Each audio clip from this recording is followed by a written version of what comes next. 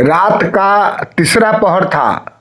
चारों ओर गहरा सन्नाटा पसरा हुआ था।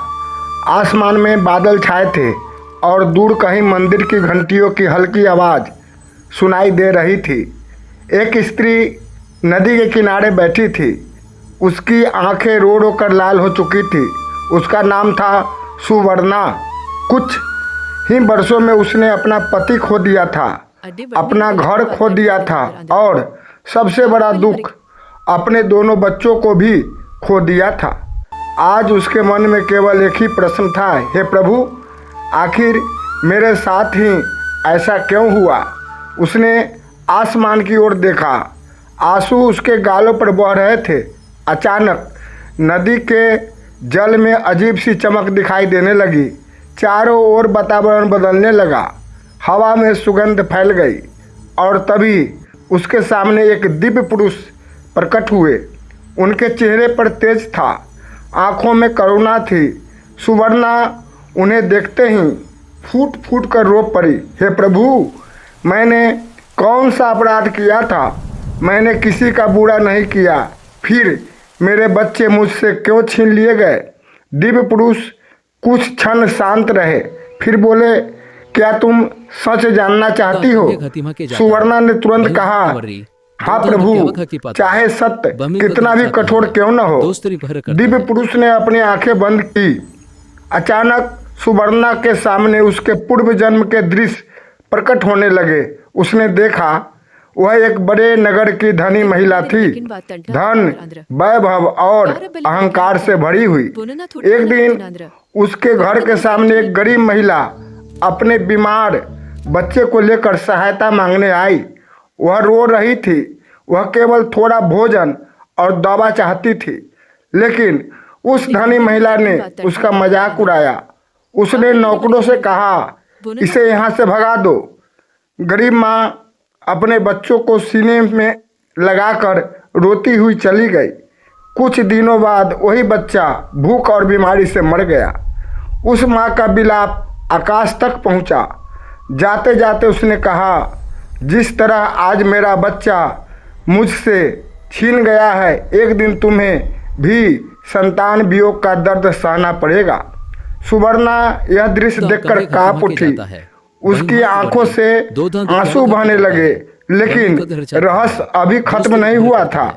दिव्य पुरुष बोले, यह तो केवल शुरुआत थी। अगला दृश्य सामने आया।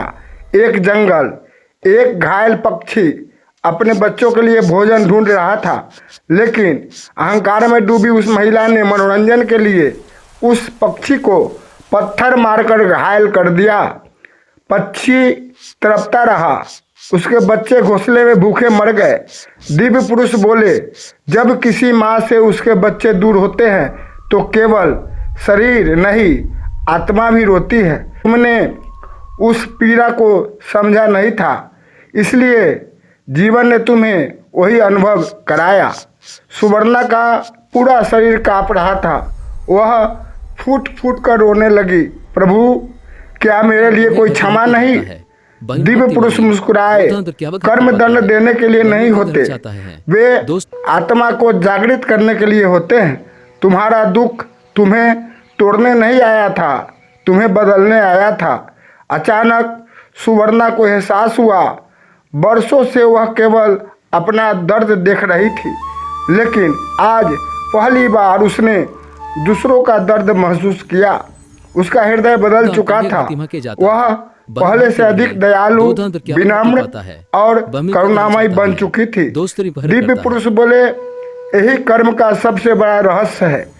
ईश्वर हमें दंड नहीं देते, जीवन हमें वही अनुभव कराता है जो हमने दूसरों को दिया था, ताकि हमारी आत्मा पूर्ण हो सके।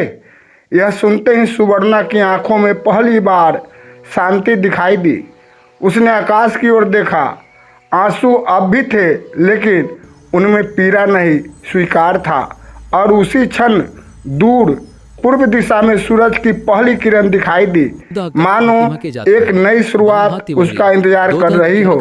लेकिन प्रश्न आज भी वही है, क्या हम अपने कर्मों का फल इसी जन्म में भुगते हैं या अगले जन्म में? उत्तर शायद आपके हृदय में छिपा है। क्या आपने कभी सोचा है कि भगवान अच्छे लोगों से भी सब कुछ क्यों छीन लेते हैं? लेकिन असली रहस्य अभी सामने आना बाकी था। जो दृश्य सुवर्णा ने देखा, उसे देखकर उसके पैरों तले जमीन खिसक गई। अब जो सत्य सामने आने वाला था वह उसकी पूरी जिंदगी बदल देने वाला था। थैंक यू, धन्यवाद।